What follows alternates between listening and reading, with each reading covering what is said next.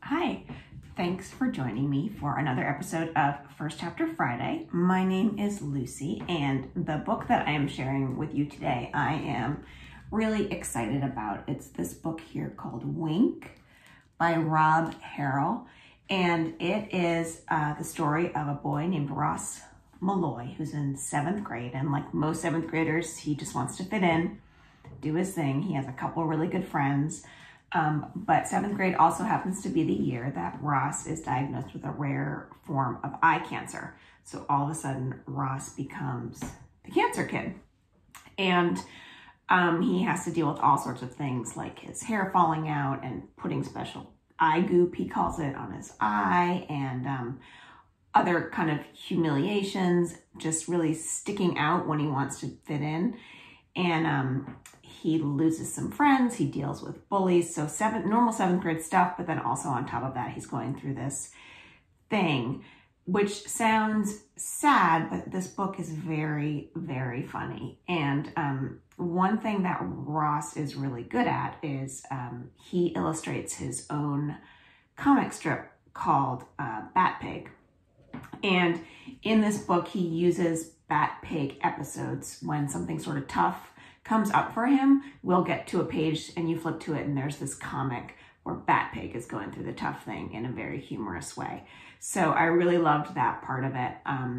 And it gives it a nice little bit of a graphic novel kind of feel, even though it's not a graphic novel. The other thing I loved about this book is it has one of my favorite things in it, which is unexpected friendships. I love in a book when characters that you don't think would be good friends become friends, or characters from very different parts of life or different ages. So this book does a great job of that. So I'm going to read to you the first chapter of Wink by Rob Harrell. Chapter 1, Let's Get Radioactive. I'm lying on a steel table, all too aware of the giant ray gun pointed in my direction. It looks like one of those room-sized 5-ton laser things supervillains use in movies, the kind they threaten to destroy the planet with. What kind of music are you into, Ross? I'm pretty sure the radiation tech is just trying to distract me as he bolts me down. A hard plastic mesh mask over my neck and head holds me still. They molded it to my face yesterday, and the tech struggles to click it onto the table. He scrunches his nose, pushing. Oh, anything, whatever, I mumble through my teeth. The hardened mask doesn't let my chin move much.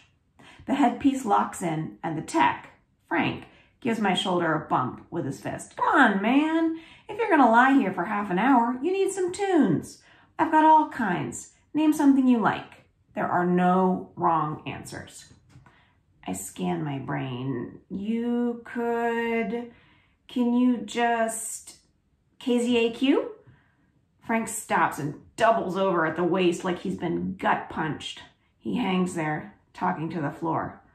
Okay, no wrong answers, but that one. He straightens up and winces at me. Seriously? You like that top 40 garbage? It's what my parents have on all the time. So dorky. I try to look away casually, but my head won't budge. Frank stares before letting out an exaggerated sigh. Fine.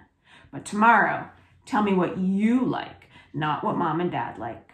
He walks over and fiddles with an old-timey boombox on a high wall shelf next to a teetering stack of CDs and cassette tapes. Seriously? There must be $1 gazillion worth of equipment in here, and they can't afford an MP3 player? I notice a bit of tattoos peeking out from the arm of Frank's scrubs. A lizard tail, maybe? Or a tentacle? Beyonce fills the room, and suddenly Frank is all business. I know we went over this yesterday, but let's review. He wraps his arms around his clipboard and begins, like he's done this 1,000 times. The gurney you're on is going to lift you up and move you into place. The treatment takes 25 minutes or so. Keep your limbs and naughty bits inside the ride at all times. Do not throw things at the radiation techs. Do not feed the radiation texts. Do not waggle your legs around like a synchronized swimmer. Do not pass go. Do not hum the Goo Goo Dolls, as I despise the Goo Goo Dolls. Frank steps aside to let another tech, Callie, I think, reach in and mold some blue clay over the bridge of my nose. She smiles at me and tells me it's to protect my good eye from the beam.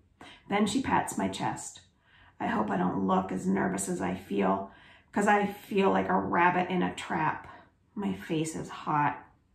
Okay, now for the important part. Frank is back.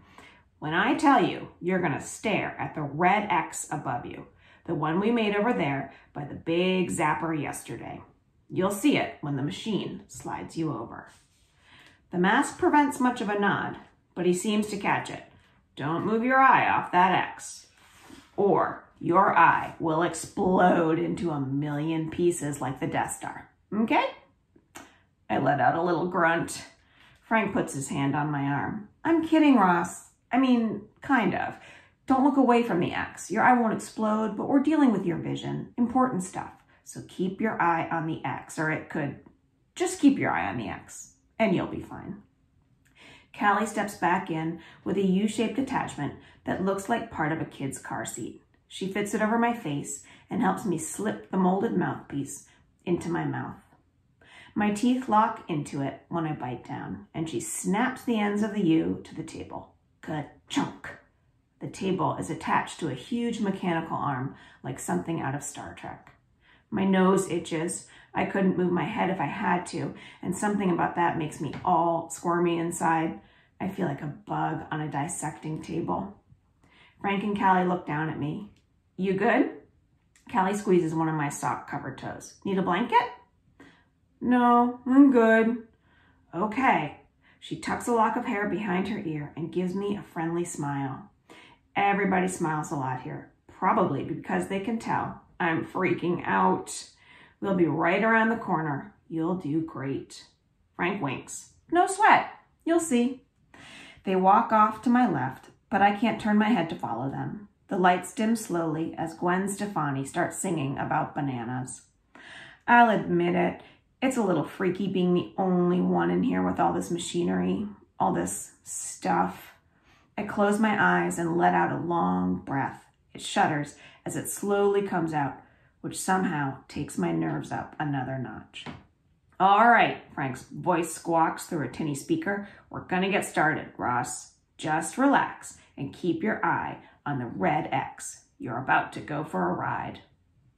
After a few seconds of silence, there are loud bangs and a revving sound. The entire room full of heavy machinery comes to life with beeping and whirring and what might be big fans powering up. Maybe things heat up when the radiation gets going? I have no idea. Then the gurney shudders and I begin to rise. Frank comes through the speaker again. Houston, we have liftoff. And then from there, that chapter goes into a Bat Pig little comic, Bat Pig versus the radioactive zapper. And that is sort of how Ross narrates what happens to him when he's in that big scanner or zapper. He does it through his comics, which are very funny. So that is chapter 1 of Wink by Rob Harrell. I really love this book. You can get it from AADL.org. You can request it, and I have recommended that they get it on Overdrive. It's not there quite yet, but I hope that it will be coming soon. I also had a chance to listen to this book, and if you are someone that likes audiobooks, this is a really fun one to listen to because the scenes with the comics, they kind of have like music behind them and these different movie voices. It's very animated and it's a lot of fun. So I hope you give it a try. Thanks.